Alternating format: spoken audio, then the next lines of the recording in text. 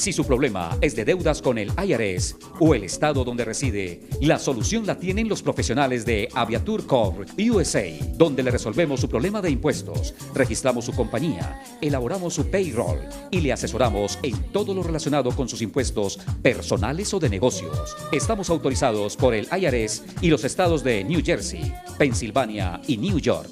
Aviatur Corp, los profesionales.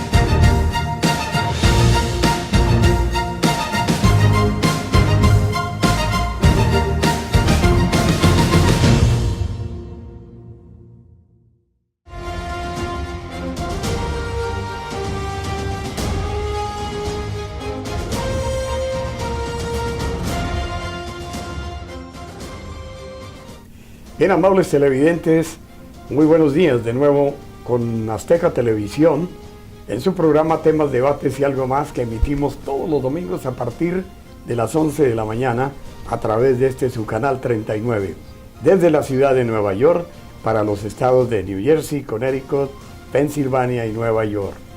Hoy vamos a tener una entrevista muy agradable y muy informativa para todos nuestros televidentes aquí en Temas, Debates y Algo Más.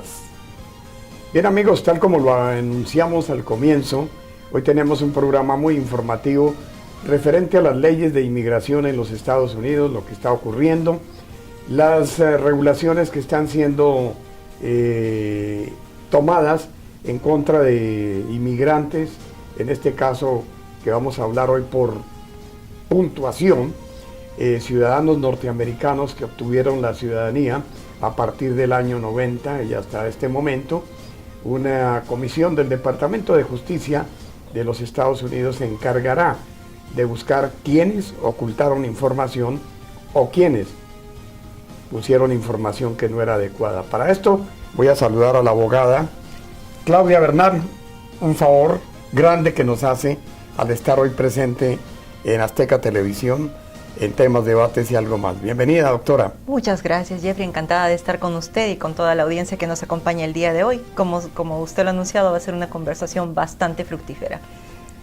Doctora Bernal, recientemente el gobierno federal dice que está poniendo en vigencia una norma que obviamente no ha sido establecida por el gobierno del presidente Trump, sino que viene de años atrás, como es la junta que fue designada para investigar todos los posibles casos de fraude dentro de las aplicaciones por naturalización que han venido llevándose adelante y que escogieron como a partir del año 90, ¿fue, doctora? Aproximadamente, así es.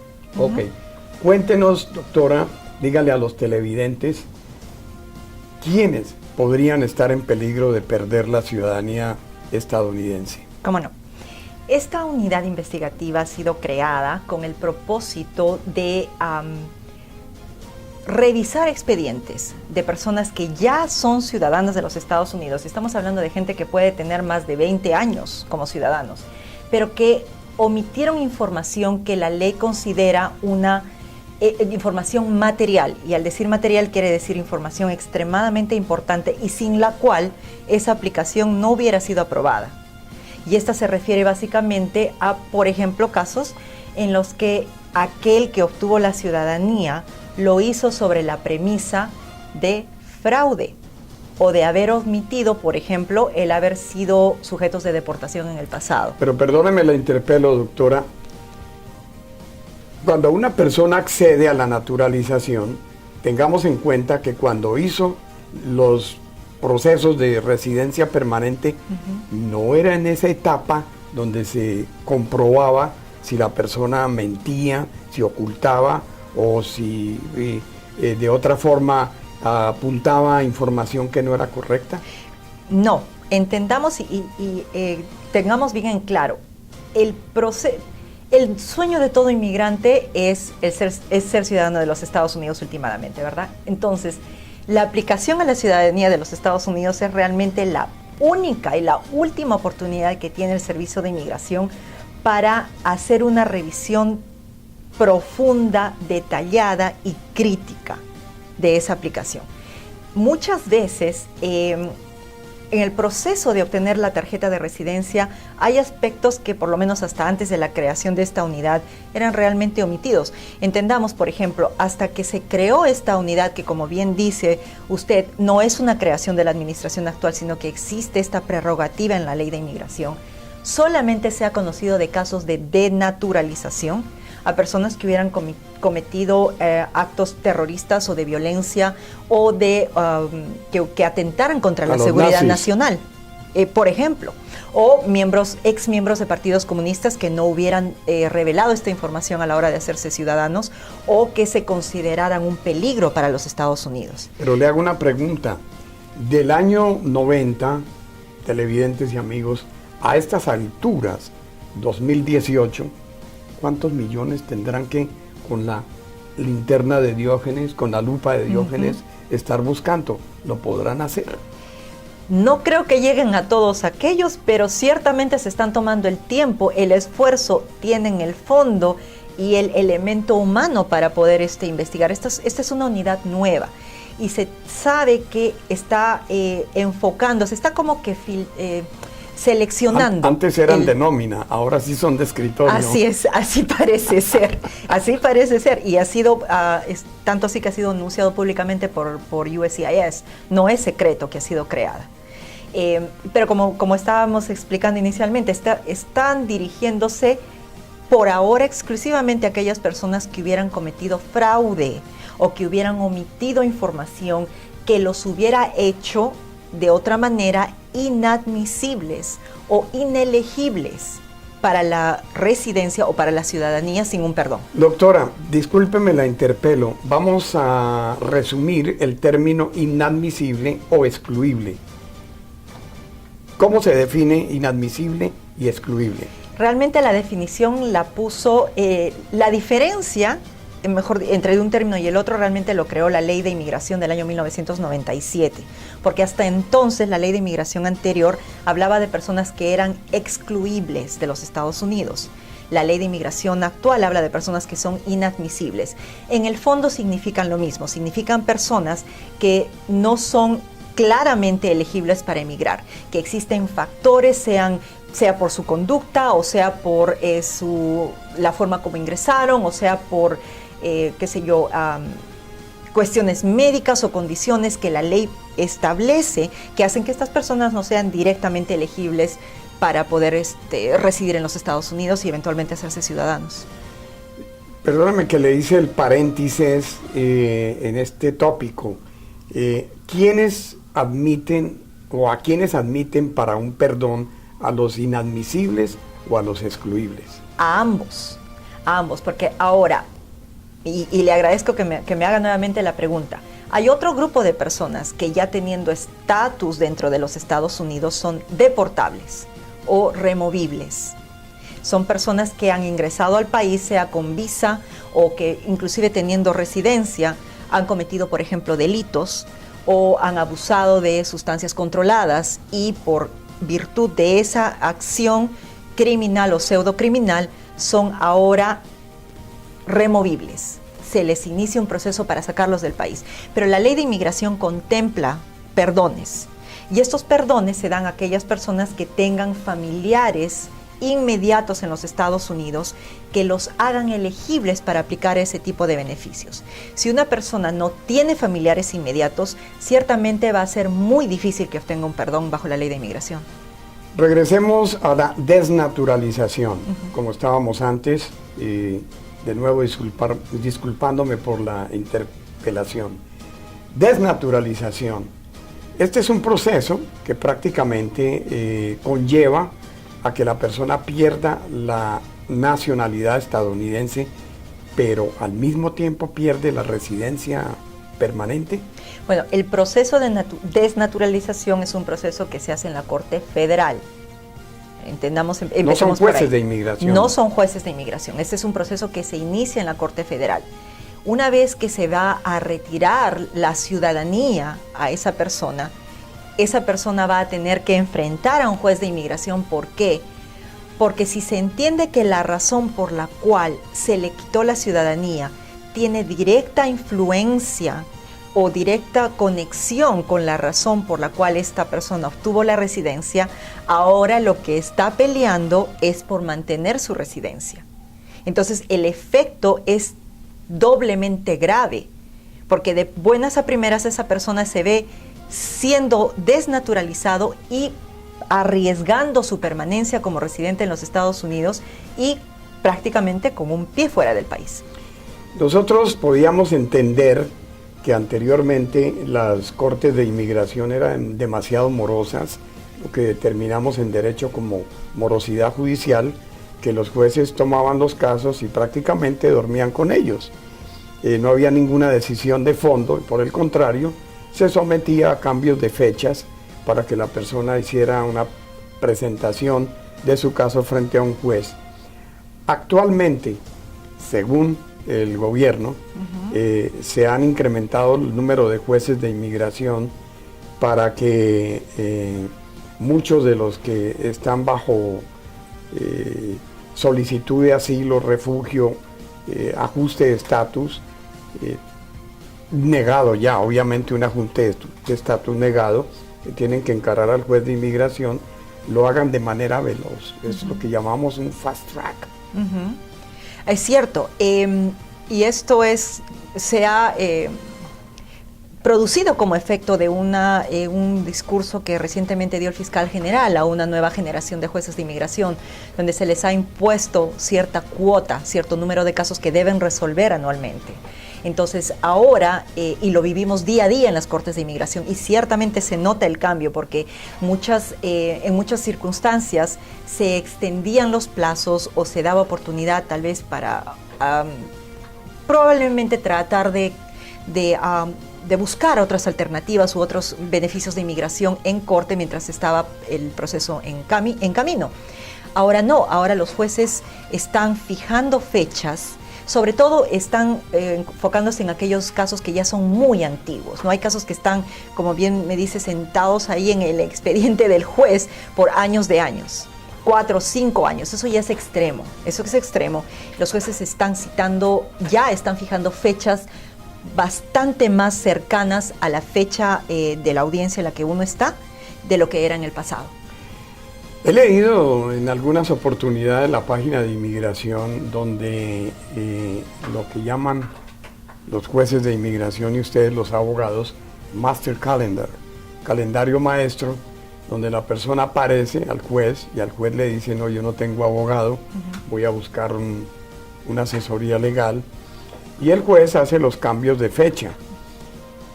Según tengo entendido ahora es, si la persona no tiene abogado y se presentó a la corte, I'm sorry, lo siento, usted va a enfrentar el juicio hoy. ¿Qué hay de cierto en eso?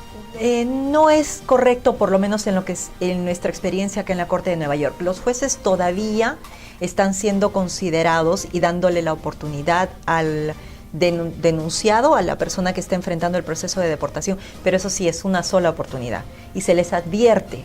Si usted, le voy a dar un breve tiempo. Ahora, el plazo que están dando de nuevo es bastante más corto de lo que solía ser. ¿Cómo cuánto? Estamos hablando de 2 semanas a 3, tal vez un mes, dependiendo también del calendario del juez, porque los jueces están cada vez teniendo más y más en sus calendarios, más y más audiencias, que aun cuando quisieran hacerlas expeditivas y a la velocidad del rayo, no pueden, no tienen que ver la forma de manejar el calendario, pero sí se está dando una oportunidad y se les advierte, si la próxima vez usted no viene con abogado, vamos a proceder como está. Bueno, las personas que son desnaturalizadas y enfrentan el juicio de deportación ante las cortes de inmigración, ¿serán privadas de la libertad o podrán ejercer el derecho a la libertad para defenderse en las cortes federales o de inmigración mientras se revisa el caso, mientras obtiene asesoría legal. No me conteste, doctora, vamos a una pausa comercial. Amigos televidentes, no se vaya, ya regresamos. Estamos con la doctora Claudia Bernal, abogada especializada en asuntos de inmigración. Es muy importante, no se vaya.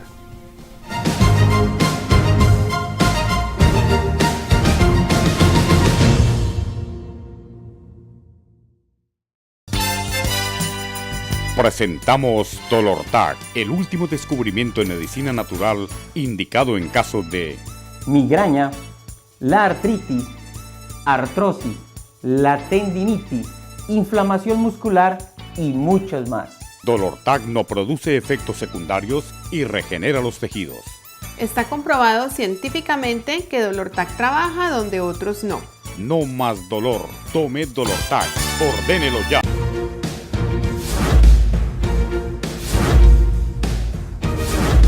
Muchas gracias por estar con nosotros nuevamente. No ha habido, Obama, en la historia, a besos y caricias todo lo que hizo. Déjeme terminar.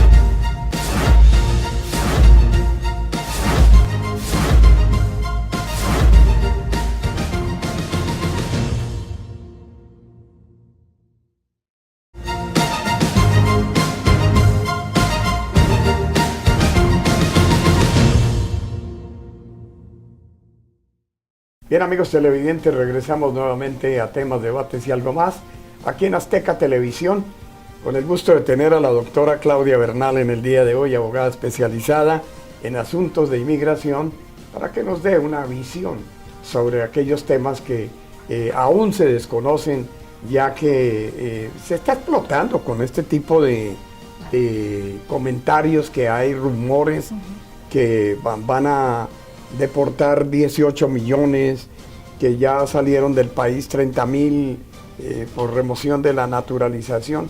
Hay un poco de rumores que en realidad lo único que acrecentan es la ansiedad de quienes de pronto pueden estar pensando que algo ocultaron o que dijeron algo que no era lo correcto.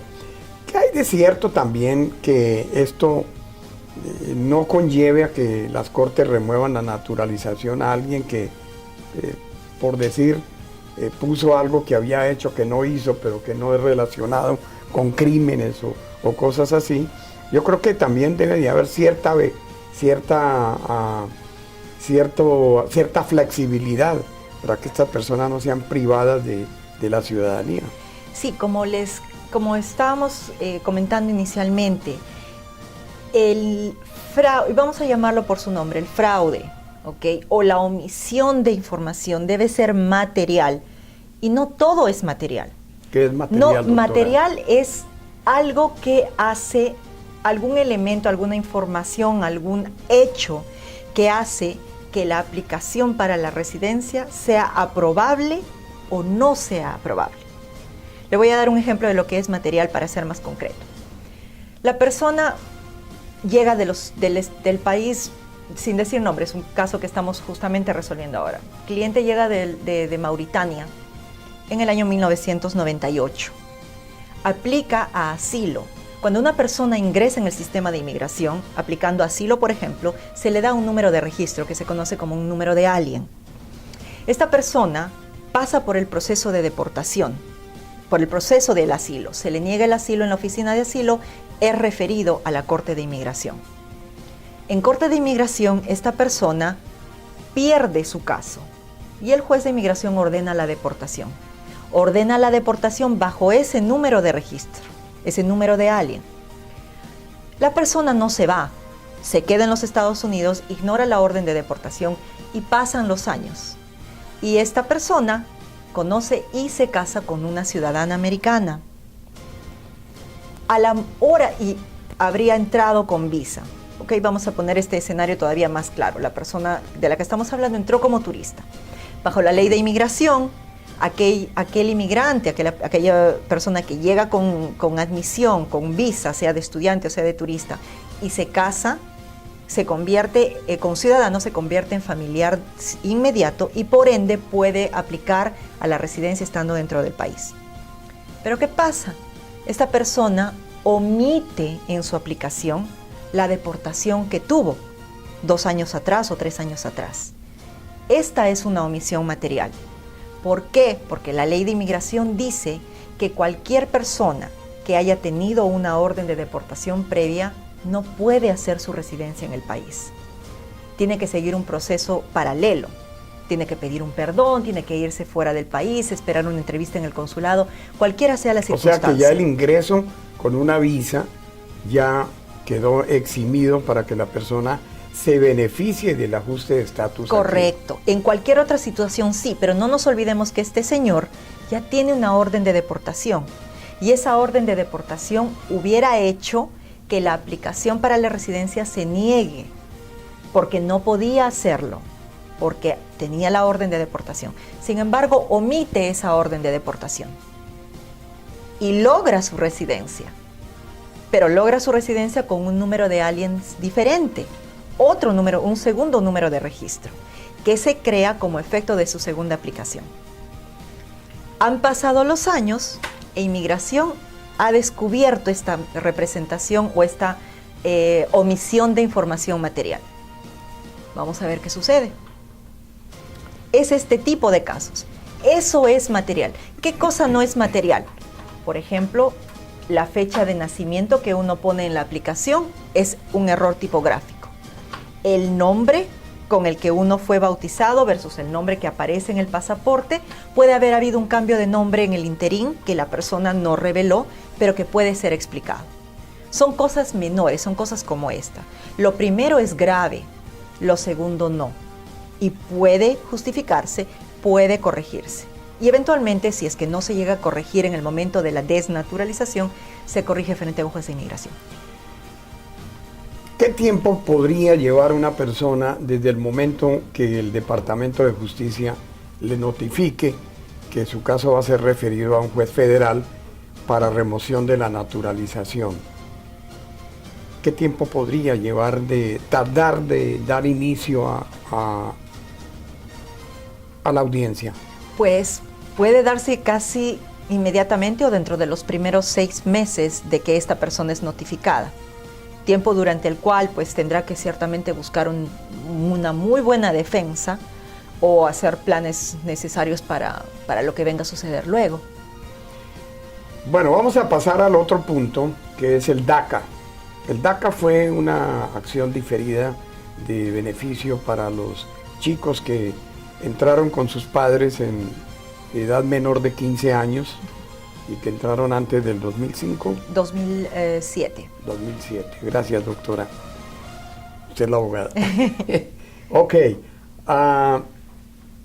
Se termina el DACA, pero nos enteramos que hay demandas federales que han tenido éxito porque jueces han suspendido la decisión del gobierno federal y por el contrario han ordenado que se continúen renovando.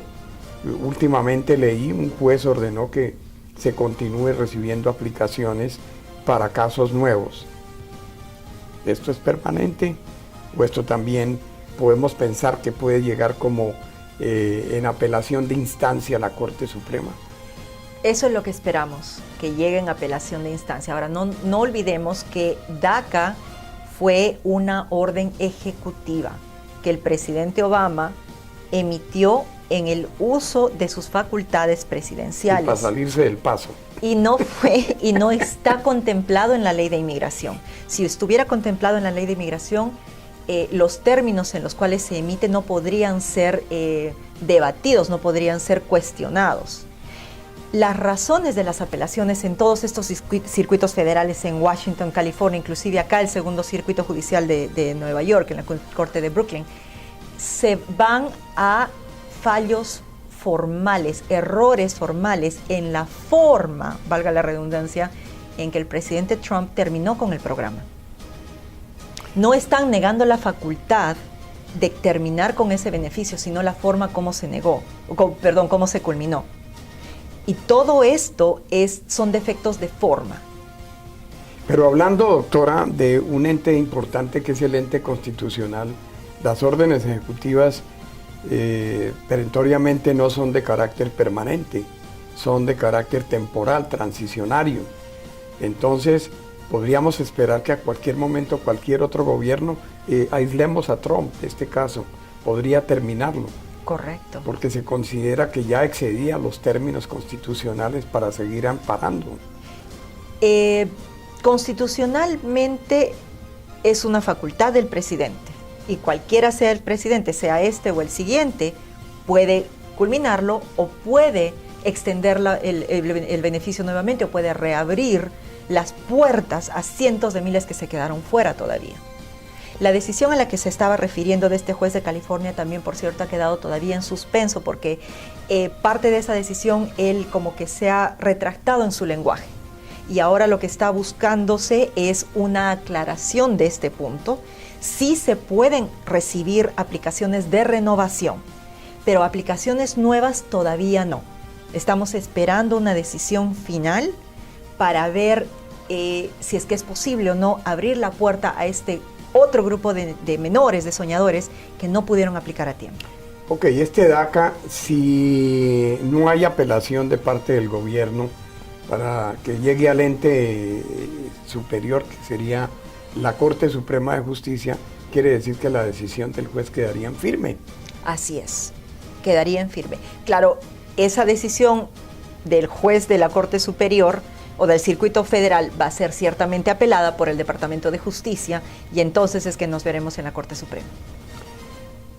Vamos a otro corte comercial, doctora Claudia Bernal, y regresamos y vamos a hablar sobre el TPS, aquella decisión que en carácter a muchos problemas que afectaron a varios países, el gobierno de turno concedió este estatuto de protección temporal. No se vaya que ya regresamos aquí en temas, debates y algo más a través de Azteca Televisión, canal 39. Ya regresamos.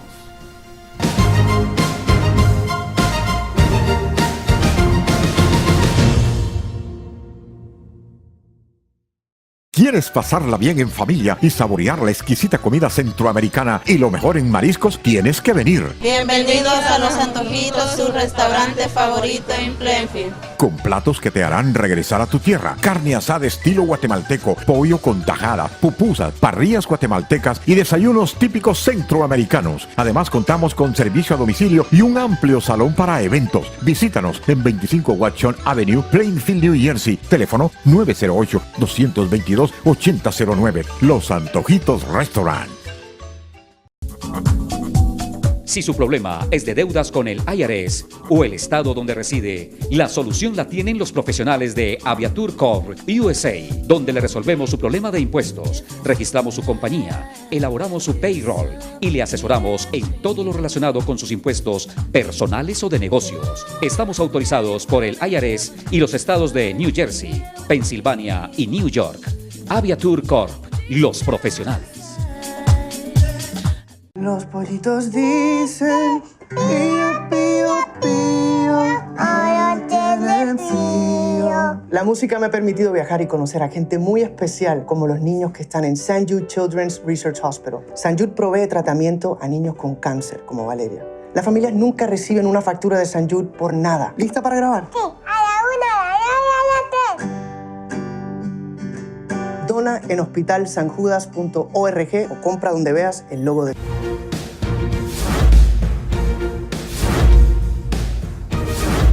Muchas gracias por estar con nosotros nuevamente. No ha habido Obama, en la historia, a besos y caricias todo lo que hizo. Déjeme terminar.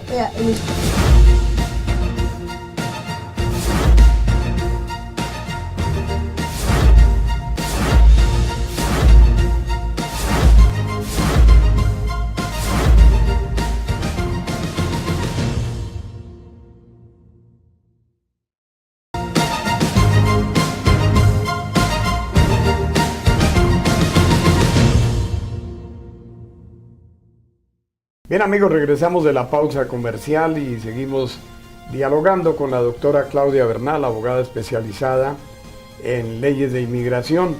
Y qué bueno que estamos tocando este tema que es muy importante y ha sido un factor de bastante confusión entre la comunidad hispanoparlante debido a que personas que carentes de conocimiento sobre este tipo de leyes hace apreciaciones que en la mayor parte son equívocas. Por eso insistimos en que cualquier pregunta, cualquier situación para poder determinarse su calidad, su grado de seriedad, debe consultarse con un abogado especializado en este tipo de casos. Doctora, antes de la pausa estábamos hablando de el TPS, o sea, el Estatuto de Protección Temporal, que fue aplicado o concedido a nacionales de Haití, de Honduras, El Salvador, Guatemala y otros países en los cuales su situación de orden interno, así como también su situación por cuestiones naturales, fenómenos naturales, tuvieron que permanecer en el país o desplazarse acá y se les concedió. Este también va a tener una expiración. ¿Qué beneficio pueden estas personas que fueron favorecidos con el TPS para poder continuar? ¿Qué hay que hacer? Pues ciertamente muchas de esas personas llevan aquí muchísimos años y lo primero que puedo pensar es tal vez algunos de ellos hubieran podido iniciar un proceso antes de que la sección 245I de la ley expirara. Por ende, hoy, años después, cuando ya han venido, cuando ya este beneficio está expirando, está caducando efectivamente en un plazo no mayor de un año y medio, tienen que ver esa posibilidad, tienen que ver de repente si es que si es que hubieran empezado un proceso a través de un familiar inmediato y pueden continuarlo ahora, o a través de un empleador en el pasado. Y aun cuando la aplicación hubiera sido negada, la ley 245I protege, es como un paraguas de protección que se ha proyectado a lo largo a través, exacto, un blindaje a través del tiempo, que ciertamente en este momento vendría a ser su forma de salvación. Muchas otras pueden tal vez haber viajado con el permiso especial, el parol que se les da o el permiso de viaje, y están en la posibilidad de hacer su residencia en el país, hacer un ajuste de estatus. Muchos de ellos tal vez están viviendo bajo la jurisdicción del 9º Circuito Judicial, donde, como sabemos, el TPS es considerado una admisión legal, entonces están listos para poder hacer su residencia. Pero esto solamente funciona en el 9º Distrito Judicial, lamentablemente. Ok, aquellos que son padres de menores que justo alcanzan a cumplir 21 años y que estuvieron protegidos por el TPS, estos chicos pueden brindarle la petición a los padres para que pasen a ser residentes legales, pero ¿cuál sería el proceso? Teniendo en cuenta de que han permanecido en el país durante 21 años, vamos a decir, no han salido. ¿Cuál sería el proceso?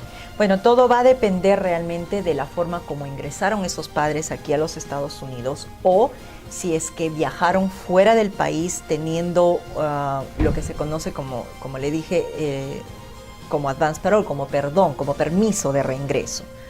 Si cumplen con estas condiciones, entonces el proceso será tal como aquella persona que viene con admisión y busca hacer la residencia en el país. Ojo, son varios elementos que se tienen que tomar en cuenta.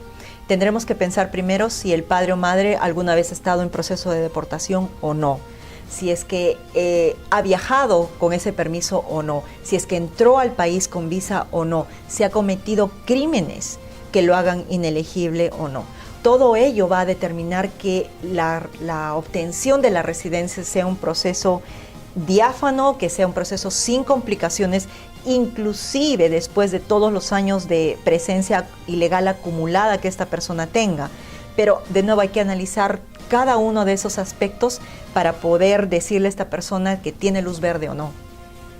Bueno, hay otro tema que también está sobre la mesa, sobre el tapete ahora, y es en relación con las peticiones que se están elevando al Servicio de Inmigración, y que a partir del día de ayer, si no estoy mal, todas estas peticiones, si van incompletas o falta algo, serán negadas. No existe la posibilidad de que regresen el paquete indicando a la persona que faltó esto o lo otro, ya la niegan. Quiere decir que pierde el dinero y el tiempo utilizado.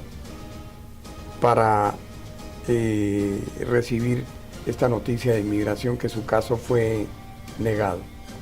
¿Cómo está eso, doctora? Eso es correcto, eso es cierto. Se hizo un anuncio hace aproximadamente 2 meses. Lo que sucedió es que esta regulación, este memorándum, este oficio, no se puso en efecto todavía por cuestiones técnicas internas de USCIS, pero es cierto, a partir de ayer, cualquier aplicación para beneficio de inmigración debe enviarse con toda la evidencia que exige. Y esta comunicación oficial inclusive indica si es que la aplicación, por ejemplo, para una petición familiar no va acompañada de documento A, B, C, D, partidas de nacimiento, partidas de divorcio si existen matrimonios anteriores, documentos de identidad y todo eso serán negadas. Antes de que esto se diera, de que se tomara esta decisión, cuando se mandaban aplicaciones defectuosas, el gobierno daba una segunda oportunidad al aplicante a través de la emisión de una requisitoria de información adicional, RFE en inglés, o notificación del intento de negar la aplicación, NOID en inglés, haciéndole conocer al aplicante o a su abogado de lo que faltaba, de los documentos que estaban siendo, que no se hubieran enviado con la aplicación y que se esperaba se fueran enviando. Ya con el oficio, con la nueva directiva, los oficiales de USCIS ya no tienen por qué extender esa cortesía, sino más bien, como bien dice, van a negar esas aplicaciones y lamentablemente el efecto va a ser una pérdida económica, una pérdida de tiempo, en el tiempo de la espera y el rechazo, y puede ser también algo todavía más grave, que con esa negación, la posibilidad de aplicar este derecho se pierda completamente. Estamos hablando, por ejemplo, en el caso de personas que ya estén a punto de llegar a la mayoría de edad, de muchachos que pierdan la posibilidad de entrar en una categoría, se vean afectados y tengan que retroceder en esos años de espera. O si estamos hablando de menores que están aplicando una visa juvenil, que esta aplicación vaya a ser negada, el muchacho pase a ser mayor de edad y ya ese beneficio se vea completamente imposibilitado. Pero los regímenes de apelación en todos esos casos va a continuar. Por decir, le niegan a una persona la petición por documentación incompleta. En la apelación puede someter lo que estaba incompleta para así coadyuvar ¿cómo se llama? Overlook la decisión de inmigración, sobrepasar para revertir la decisión de inmigración, amparándose de que los documentos ya se están proveyendo. ¿Qué posibilidad hay de eso? Cuando uno apela una decisión de USCIS, el récord, y dicen las regulaciones, todo documento que era disponible o podría haberse sometido con la petición original no podrá someterse en apelación. Entonces, no creo que se pueda subsanar este defecto en apelación, porque estamos hablando de documentos que se tendrían que haber enviado inicialmente, a menos que exista una justificación o una razón de fuerza mayor que pueda sustentarse en apelación para no presentarlos en ese momento. En otras palabras, en estos momentos y bajo esta nueva directiva, uno tiene que revisar su aplicación no una, sino 100 veces antes de mandarla. Y si no se está listo, no la envíen. Ese sería mi consejo, porque más va a ser un gasto doble y va a ser una decepción muy grande que luego va a ser muy difícil subsanar. Vamos a una pausa comercial, doctora Claudia Bernal, abogada especializada en temas de inmigración. Nos vamos a esta pausa, pero ya regresamos porque aún hay más aquí en Temas, Debates y Algo Más a través de Azteca Televisión.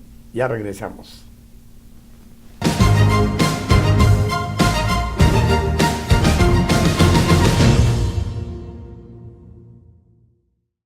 ¿Quieres pasarla bien en familia y saborear la exquisita comida centroamericana y lo mejor en mariscos? Tienes que venir. Bienvenidos a Los Antojitos, su restaurante favorito en Plainfield. con platos que te harán regresar a tu tierra. Carne asada estilo guatemalteco, pollo con tajada, pupusas, parrillas guatemaltecas y desayunos típicos centroamericanos. Además contamos con servicio a domicilio y un amplio salón para eventos. Visítanos en 25 Watson Avenue, Plainfield, New Jersey. Teléfono 908-222-8009. Los Antojitos Restaurant.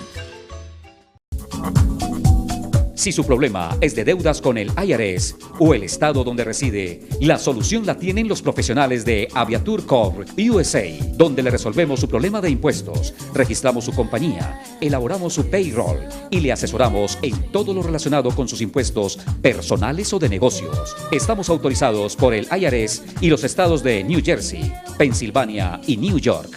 Aviatur Corp, los profesionales. Los pollitos dicen pío, pío, pío, ay, tienen frío. La música me ha permitido viajar y conocer a gente muy especial, como los niños que están en St. Jude Children's Research Hospital. St. Jude provee tratamiento a niños con cáncer, como Valeria. Las familias nunca reciben una factura de St. Jude por nada. ¿Lista para grabar? Sí, a la 1, a la 2. Dona en hospitalsanjudas.org o compra donde veas el logo de...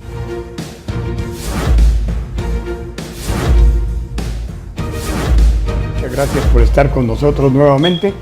No ha habido Obama, en la historia, a besos y caricias todo lo que hizo. Déjeme terminar.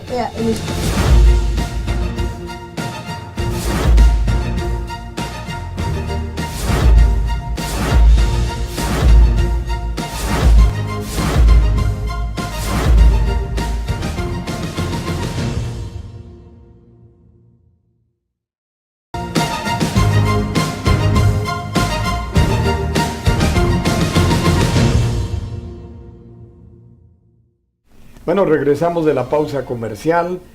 Como ustedes ya saben, estamos con la doctora Claudia Bernal, la abogada especializada en temas de inmigración. Y qué bueno tenerla aquí en temas, debates y algo más, porque hay una confusión y una serie de rumores entre la comunidad hispanoparlante, que desafortunadamente, doctora, alguien que tiene un problema consulta con el vecino o con el amigo, y generalmente el amigo se guía por una experiencia que tuvo, o el vecino. Entonces vamos a establecer que no todos los problemas migratorios son bajo las mismas premisas. Cada caso es diferente y siempre se debe consultar con el profesional que conoce al respecto y no va a llevar a la persona a una decisión errónea. Algo que quería preguntarle, doctora, y ahora traigo a la mente es: los chicos que se están haciendo ciudadanos porque los padres se hicieron ciudadanos y eran menores de 18 años los chicos, los hijos, ¿cuál es el mejor procedimiento para que ellos en realidad sientan que es una naturalización correcta? Bueno, es realmente un solo el procedimiento que se sigue cuando las personas, cuando estamos hablando de la ciudadanía de menores de 18 años, asumo que son hijos de personas que se han naturalizado, ¿ok? La ley de inmigración, y eso es un poquitín complejo porque hay inclusive, y está publicado esto para el conocimiento de todos, una tabla donde se describe en la página de CIS y en la ley de inmigración, donde se describe de cuándo a cuándo, porque han habido varios cambios en la ley de nacionalización, que dicen de 1954 a 1963, estos son los requisitos. Del 64 al 70, estos, etcétera, etcétera, etcétera. Entonces, dependiendo de cuál sea el marco de tiempo que tenemos, vamos a poder encasillar a este futuro aplicante, este menor. Pero hablemos del día de hoy. Cuando estamos hablando de la naturalización de menores de 18 años, son 3 los elementos que se tienen que cumplir. Primero que nada, el menor de edad tiene que estar viviendo en los Estados Unidos siendo residente permanente. Se asume que hijo, obviamente, no natural, interesa el tiempo. No interesa el tiempo. Tiene que ser hijo natural o adoptado del residente permanente que se está haciendo ciudadano. Una vez que el residente aplica a la ciudadanía y obtiene la ciudadanía, el hijo menor de 18 obtiene la ciudadanía por derivación. pero no es necesariamente automático. Este niño de 18 años va a tener que llenar su propia aplicación, pero es una aplicación ya menos compleja. Es como que el derecho adquirido del padre se va a pasar al hijo previo pago, doctora, de los derechos de hijos. Qué tema tan bueno y qué punto tan importante. Mire, conozco gente que se hicieron ciudadanos, y eso es para ustedes, amables televidentes, que escuchen. Los padres se hicieron ciudadanos, uno o los dos, y los hijos eran menores, pero nunca hicieron solicitud de naturalización a través de un formulario, sino que les sacaron el pasaporte americano. Ajá. ¿Cómo es esa ciudadanía? No es... Entendamos que el pasaporte americano no es prueba de la ciudadanía. ¿Por qué lo dan entonces? Tal vez... A los chicos. Tal vez por error o por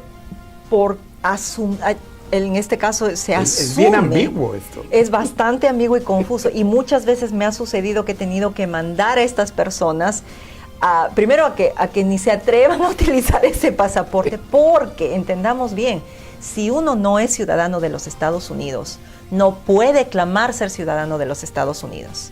Y el utilizar un pasaporte de los Estados Unidos es como decirle al mundo que lo es, cuando no lo es. Claro que hay defensas acerca de ignorar el hecho, de la edad y otras cosas. Hay falencias, doctora. Si este chico recibe el pasaporte americano, el Departamento de Estado le otorga el pasaporte y consecuentemente inmigración le permite el ingreso después de haber salido. Entonces son falencias de la ley que no están especificadas para decirle a un padre que el hecho de que él se haya hecho ciudadano y sus hijos menores de 18 automáticamente pasan a hacerlo, ahí no termina la fiesta. No, tienen que como le digo, se deriva el beneficio previo pago. No pueden asumir que la ciudadanía se ha obtenido automáticamente. Se deriva el beneficio, pero tienen que seguir su procedimiento. Claro, en el caso de que estos niños fueran a viajar o fueran a sacar pasaportes y utilizarlos, existe ciertamente una defensa, eso es indudable. Pero antes, y realmente es un dolor de cabeza luego tener que probar y rectificar ese error, porque una vez que son mayores de 21, entonces ellos son elegibles por su propio mérito para hacerse ciudadanos, habiendo cumplido el requisito de vivir en el país y etcétera, etcétera. Pero es muy peligroso esto de asumir que el padre ciudadano inmediatamente hace al hijo ciudadano. El beneficio se deriva, sí, pero hay que continuar un procedimiento. Esto es diferente cuando el padre ciudadano nacido en los Estados Unidos va a declarar a un hijo nacido en el extranjero. En este caso, el hijo nacido en el extranjero sí es ciudadano americano y se le considera ciudadano americano nacido en el extranjero, pero habrá que registrarlo en el consulado y hay un proceso a seguir en ese caso. En 30 segundos, si un ciudadano americano, no nacido aquí, pero ciudadano, tiene un hijo o hija nacido en el exterior, ¿ese hijo es ciudadano americano de nacimiento? No, no lo es.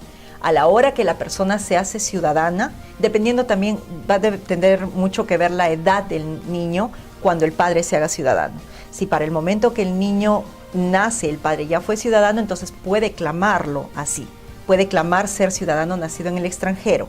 Pero si ha nacido en el extranjero el niño y el padre se ha hecho ciudadano posteriormente, no puede considerarse ciudadano nacido, tiene que seguir el procedimiento que la ley establece. Vamos a ver, mi productor me dice, ¿terminamos? Vamos a una pausa, ya regresamos. No se vayan.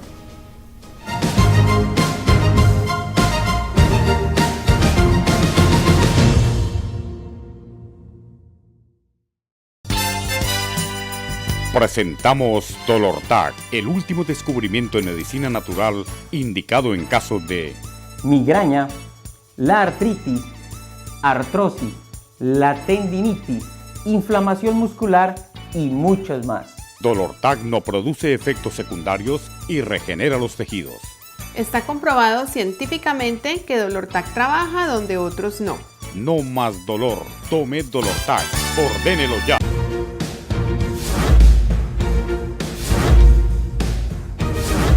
Muchas gracias por estar con nosotros nuevamente. No ha habido. Obama. En la historia, A besos y caricias Pero, todo Jeffrey, lo que hizo. Déjeme terminar.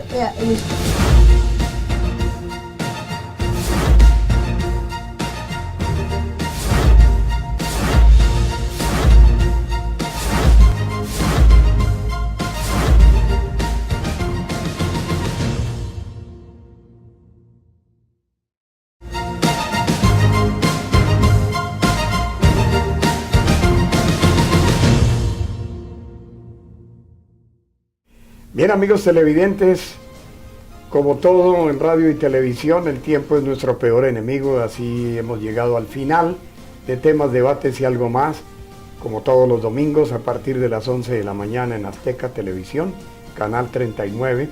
Voy a darle las gracias a la doctora Claudia Bernal por ese tiempo tan maravilloso que nos has regalado en el día de hoy. Nos has brindado para ilustrar a nuestros televidentes acerca de la temática con más problemas en este momento, como es la ley de inmigración. Le damos las gracias, doctora. Gracias. Ha sido usted muy amable por habernos ayudado en el día de hoy a resolver algunos temas que son de vital importancia. A ustedes, amables televidentes, de domingo a domingo a las 11 de la mañana, siempre llegamos a ustedes con lo más importante del periodismo, de los temas y los debates y mucho más. Les espero el próximo domingo a partir de la misma hora en este mismo canal de televisión, Azteca, canal 39. Gracias, hasta pronto.